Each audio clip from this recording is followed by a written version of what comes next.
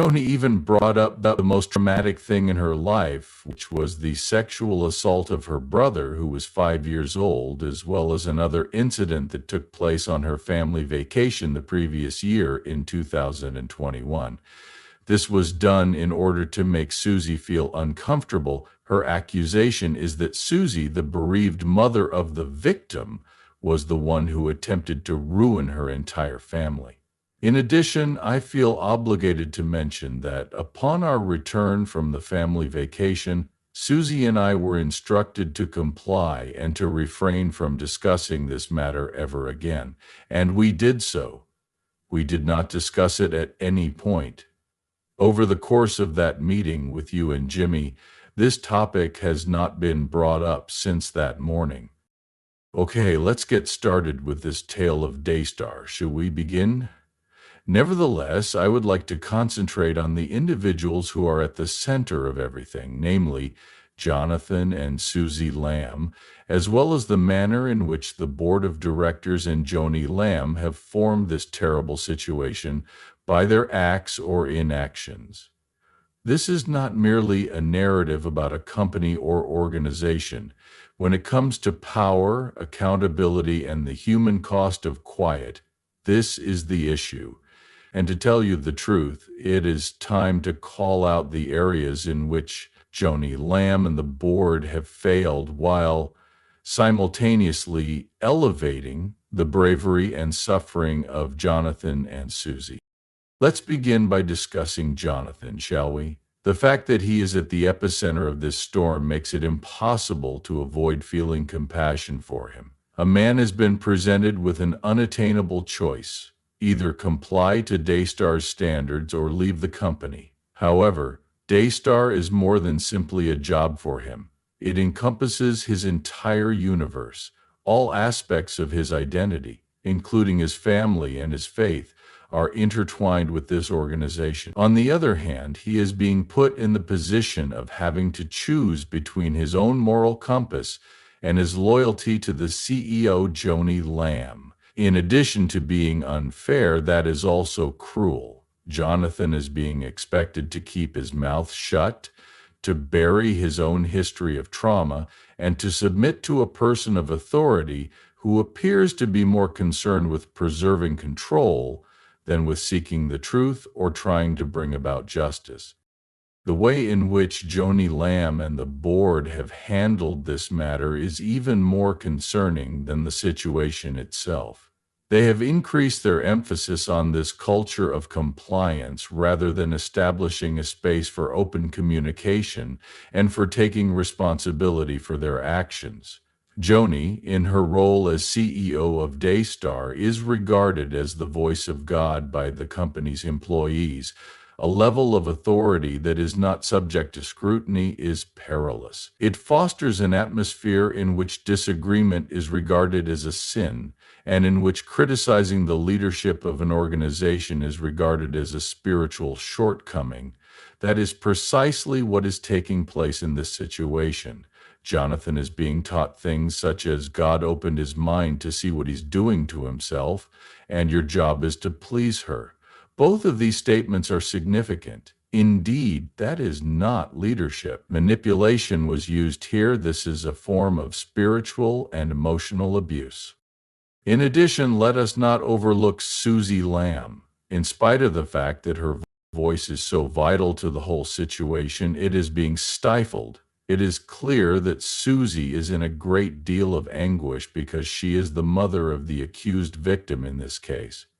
She is convinced that these allegations are true, and she is fervently seeking some type of resolution, some acknowledgement of what the events have transpired. Nevertheless, she is not being heard. Rather, she is being silenced.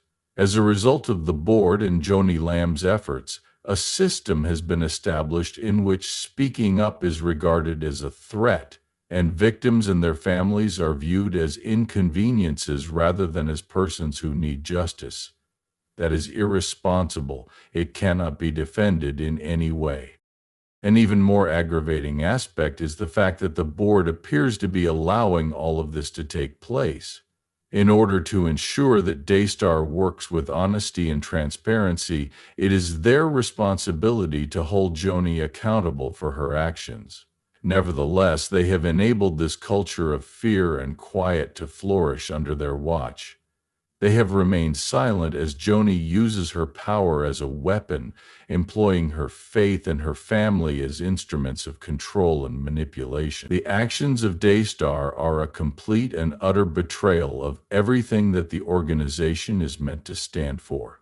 In addition, let's take a brief moment to discuss Joni Lamb. In her role as CEO, she possesses a great deal of authority. But along with that position comes responsibility, and based on what we have observed, it appears that she has not been able to fulfill her role. She has established a culture of dread rather than cultivating an atmosphere in which individuals feel it is safe to talk about their concerns. Instead of confronting the claims head-on, she has made the decision to protect the organization's reputation at any cost, even if it means stifling the voices of people who have been victimized and isolating those who have the courage to criticize her. Indeed, that is not leadership. I call that tyranny. Now is the time for us to call it what it really is. This dynamic has been played out within the family itself, which is arguably more troubling than the situation itself.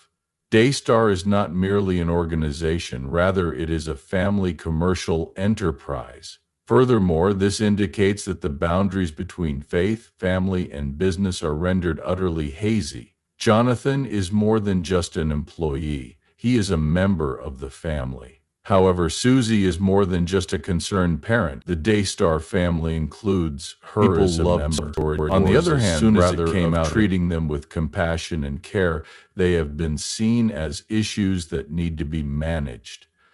That is not the way that families should function, and it is most certainly not the way that an organization that is founded on our faith should function. To tell you the truth, however, Jonathan and Susie are deserving of better. It is important that they be heard. They have a right to have their suffering acknowledged and their concerns addressed without delay. It is not fair for Jonathan to be forced to choose between his allegiance to Daystar and his own sense of what is morally acceptable. If Susie is trying to advocate for her child, she shouldn't have to go to great lengths to get her voice heard. They have demonstrated an extraordinary amount of bravery in the face of a system that is designed to silence them, and this bravery ought to be rewarded rather than penalized instead. In addition, let us not overlook the more far-reaching consequences of all of this. It's not just about Daystar in this case. The dynamics of power and accountability are important in any organization, but they are especially important in faith-based organizations.